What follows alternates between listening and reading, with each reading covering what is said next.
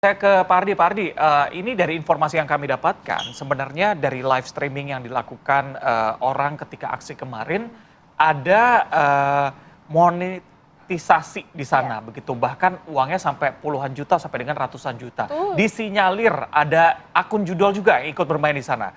Benarkah itu, Pak? Anda punya datanya nggak? Saya jujur aja, saya belum lihat buktinya ya. Tapi hal seperti itu bukan hal yang aneh ya. Istilahnya saya punya istilahnya angin sorga.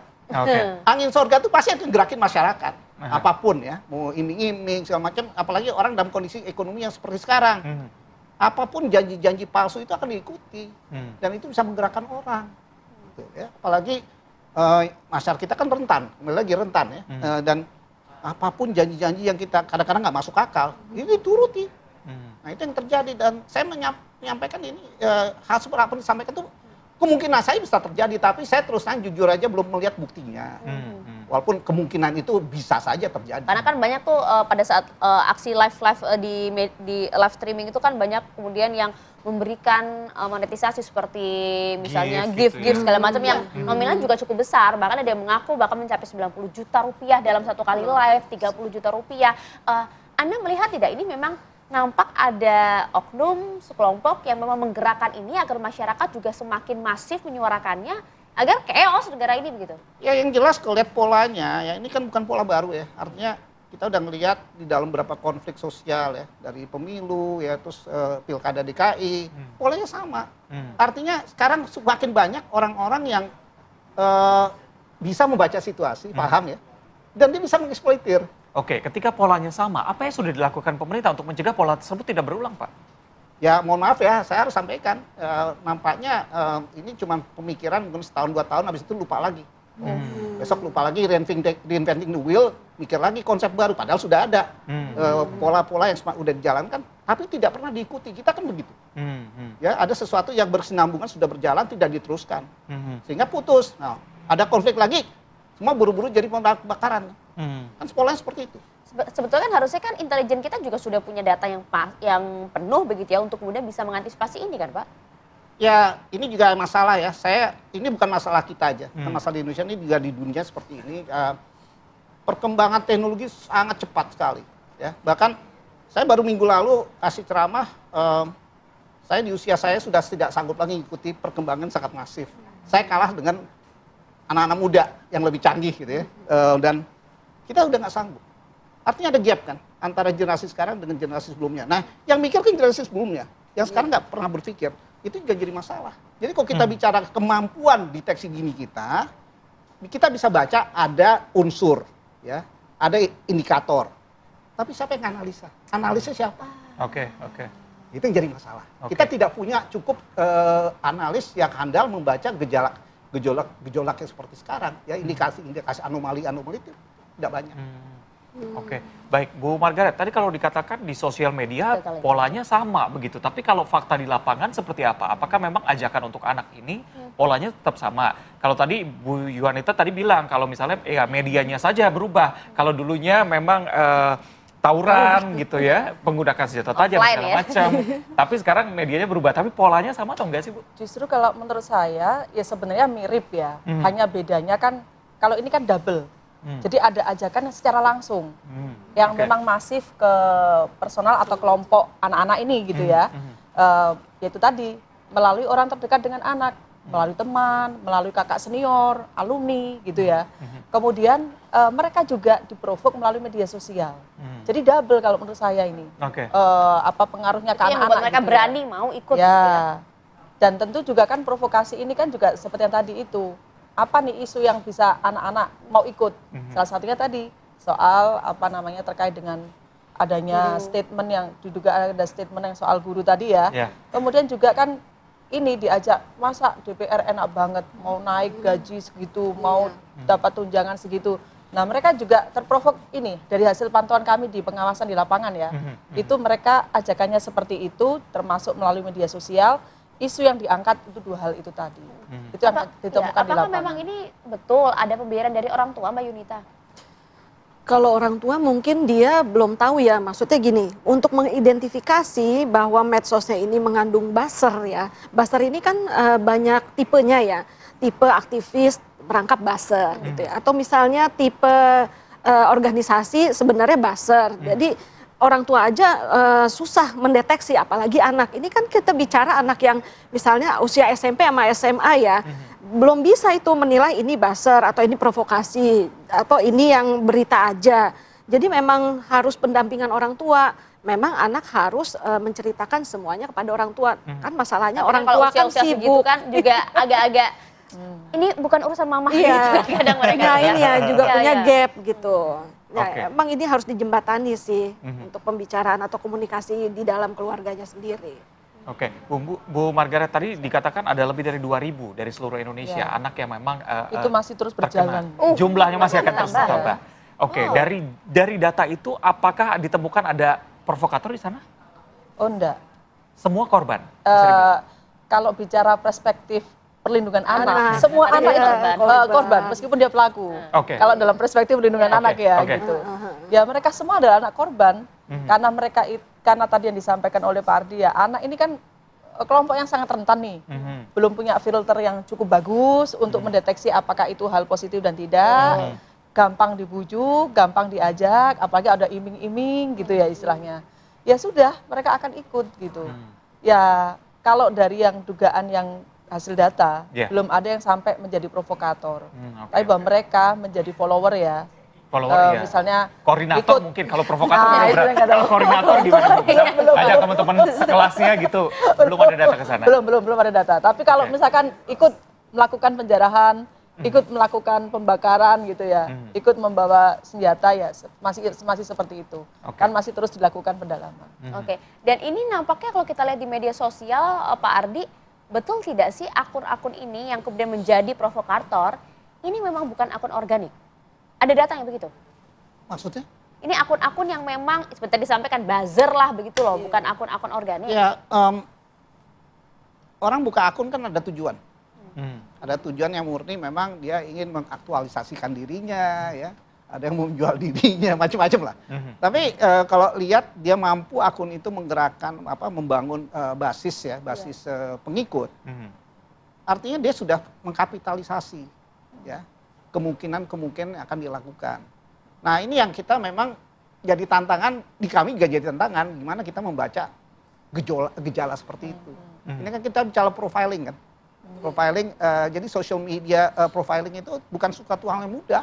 Tidak punya semua orang itu tidak punya disiplin kemampuan membaca itu. Bahkan intelijen pun tidak seperti itu. Oke, terus solusinya haruskah kemudian dihentikan seperti kemarin live streaming dihentikan?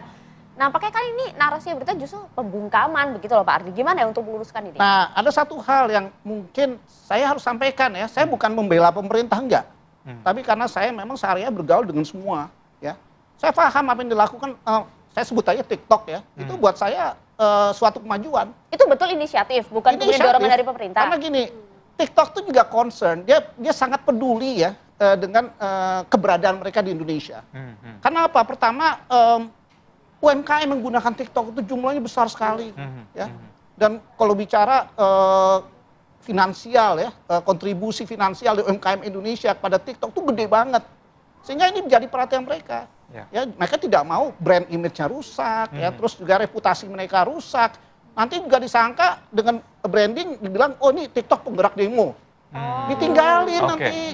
Artinya apa? Ada faktor ekonomi di situ juga yang mempengaruhi mereka. Kedua juga dia nggak mau. Dia tiba-tiba hilang dari peredaran. Dia mau berbisnis di Indonesia dengan masyarakat Indonesia dalam jangka panjang. Oke. Ketika brand image-nya tadi tidak bagus, ada pengaruh juga nanti mungkin ke perizinan begitu ya? Perizinan, ya otomatis ya desakan masyarakat, ya kami akan desak pemerintah, otomatis. Ya, jadi mau nggak mau memang harus ambil sensitif tindakan. dengan kondisi sosial yang ada. begitu Ya, ya. jadi buat saya suatu kemajuan ya. Suatu kemajuan. Mudah-mudahan diikuti oleh teman-teman yang lain. Iya, panduan komunitasnya di TikTok sendiri memang agak sedikit ribet begitu ya. Banyak peraturan Ketat, yang untuk melindungi salah satu pengguna termasuk anak juga di sana. Pak Ardi, kalau kita bahas mengenai patroli cyber di Indonesia, seberapa sering patroli cyber dilakukan dan di saat genting seperti kemarin, apakah juga sudah masif dilakukan? Ya, kalau patroli cyber itu kan banyak pihak ya, terutama kolega kita di kepolisian itu 24 jam. Kita bilang 24/7 365. Oh, tidak berhenti. Nggak ada hentinya. Jadi patroli itu dilakukan oleh bukan hanya kepolisian semua, ya. teman-teman dari masyarakat sipil ya, teman-teman di Mavindo, semua tuh bergerak untuk melakukan hal seperti itu. Tapi masalahnya tindakan temuan dan tindakan itu mau diapakan? Siapa yang menindaklanjuti, siapa yang menerjemahkan, siapa yang membaca dan menganalisa untuk jadi tindakan itu? Mohon maaf aja saya nggak tahu. Kebetulan kita udah saksikan apa yang terjadi kemarin dan itu gejalanya sudah lama kebaca, tapi ya bom waktu. Dan meledaknya ya minggu lalu. Waduh, kalau bom waktu ngeri juga loh ini Mbak Yunita ya. Iya. Apakah ini mungkin alarm begitu ya bagi kita, pemerintah, para orang tua? Apa yang harus dilakukan, Mbak? Nah, kalau dalam perspektif sosiologi ya, terutama gerakan sosial, medsos itu memang digunakan sebagai alat atau media untuk menggerakkan. Baik untuk bertarung wacana atau ide ya, sampai konkret, tindakan konkret yang memang destruktif, yang kita lihat anarkis ya.